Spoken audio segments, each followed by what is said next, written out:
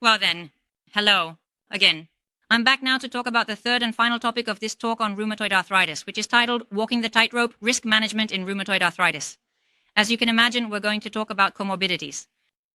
As you all already know, patients with rheumatoid arthritis have an increased number of comorbidities, partly due to the high inflammatory burden secondary to the disease, and also due to the treatments that we ourselves administer to our patients.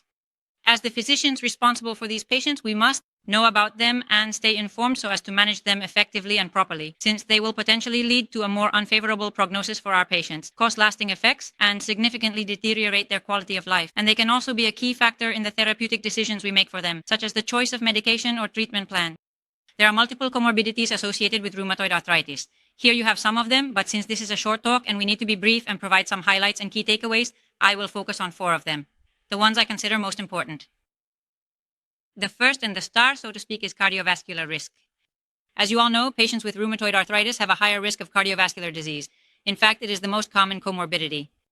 Some data to support this statement. We know that the likelihood of experiencing a cardiovascular event increases by nearly 50%, which is a risk comparable to that of patients with diabetes. In addition, it is estimated that between 30% and 60% of patients with rheumatoid arthritis experience adverse cardiovascular events, with heart failure and ischemic heart disease being the most prominent. Pericarditis and myocarditis are also observed, and therefore, as you can imagine, there is also an increase in mortality. It is estimated that there is a 50% to 60% higher mortality due to these events, especially in the early stages. In this way, beyond the cardiovascular risk factors that increase this risk, such as gender, age, smoking, hypertension, dyslipidemia, and diabetes, we must understand that rheumatoid arthritis is an independent cardiovascular risk factor. Thus, in 2016, the Euler Group published recommendations for the management of cardiovascular risk in patients with rheumatoid arthritis and other inflammatory diseases, where one of the points advises that we should perform a periodic assessment of cardiovascular risk in our patients with arthritis. Rheumatoid, in terms of cardiovascular risk estimation tools, which are numerous. The most well-known, probably to all of us, is the SCORE. And they state that we should apply a correction factor, a multiplier of 1.5 to the risk simply due to the fact that they are patients with rheumatoid arthritis. That said, in another point, which I wanted to bring up because it's perhaps a bit more novel, there is discussion about carotid ultrasound as a tool to estimate cardiovascular risk. As you know, ultrasound is a tool we all have in our clinics, and we know how to use it. And vascular ultrasound is very simple, easy to locate, and quick to perform. There is discussion about measuring the intima media thickness, which is considered pathological starting at 0.9 millimeters, and the detection of atheromatous plaques. The detection of atheromatous plaques is highlighted in bold, as a stronger correlation has been observed, because the intima media thickness can be influenced by other factors, such as hypertension or age, which can cause this layer to thicken. When performing the carotid ultrasound, we place the patient in a supine position, with the neck slightly hyperextended, and the procedure should be done bilaterally.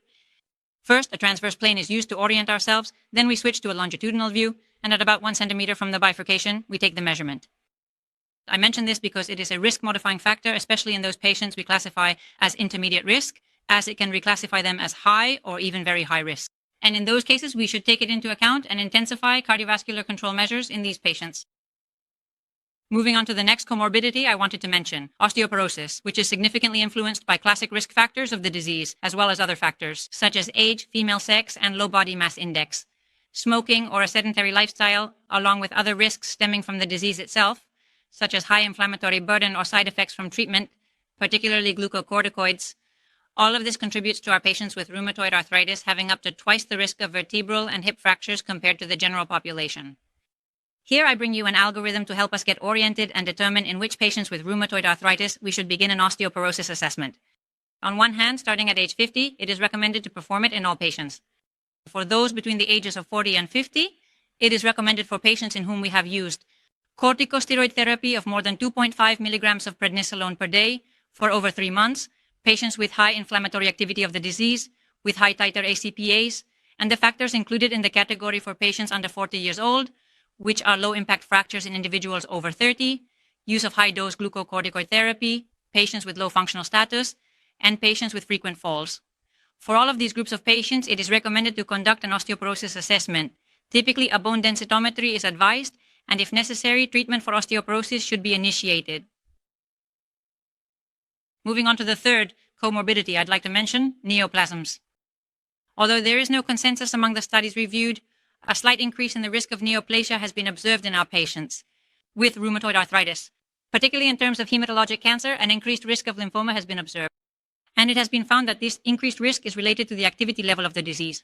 In fact, patients with moderate disease activity have been shown to have up to 8 times higher risk of developing lymphoma. And those with high disease activity have been found to have a risk that can increase up to 70 times. In the case of solid tumors, a stronger association has been observed with lung cancer. However, it is also true that smoking is a risk factor for both rheumatoid arthritis and lung cancer. And as an additional point, a lower incidence of colon and breast cancer has also been observed in patients with rheumatoid arthritis. As for recommendations, there are none specifically for this. It's simply a matter of carrying out the general population's cancer screening and applying it to our patients as well. And finally, the last comorbidity I'd like to mention is the issue of infections, which, as you can imagine, patients with rheumatoid arthritis are also at a higher risk for primarily respiratory, skin, and joint infections. All of this is due to factors related to the disease itself, such as the immune dysfunction caused by rheumatoid arthritis and systemic inflammation. And also factors related to treatment, namely the immunosuppressive therapies that we commonly use in clinical practice. As supporting data for this risk, it is known that patients with rheumatoid arthritis have up to twice the risk of serious infections, those requiring hospitalization, compared to the general population. And it has also been observed that non-serious infections, those that do not require hospitalization, are more frequent in patients with a high disease burden, those whose condition is not well controlled. What should we do with these patients? Well, we should place importance on prevention.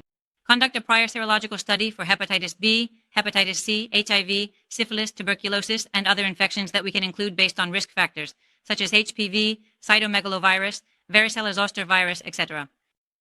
And take appropriate measures, such as referring the patient to infectious diseases or preventive care for the necessary vaccinations, depending on each hospital's internal protocols. And remember the importance of dental hygiene. And finally, as take-home messages, as we have seen, patients with rheumatoid arthritis have an increased number of comorbidities, notably a high cardiovascular risk. Remember that we should apply the 1.5 multiplication adjustment factor to the score, and also keep in mind the role it can play.